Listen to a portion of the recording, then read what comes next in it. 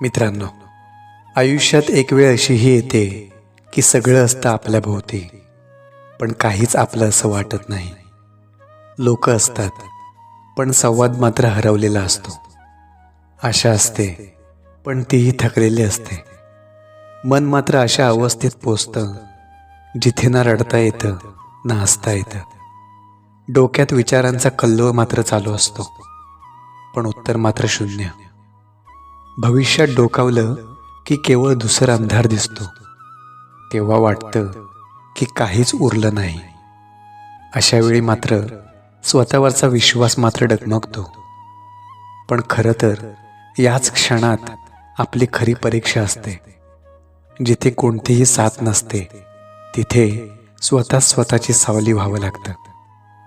मन मात्र ठोस होतं, पण चालणं थांबवायचं नसतं.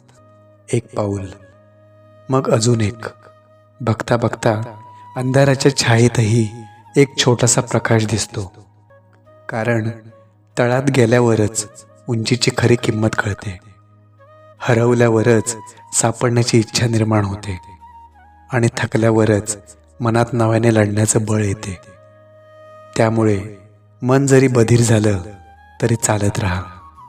कारण हाच अंधार पुढच्या प्रकाशासाठी पायघड्या घालतो. फक्त थांबायचं नाही, तेही निरंतर.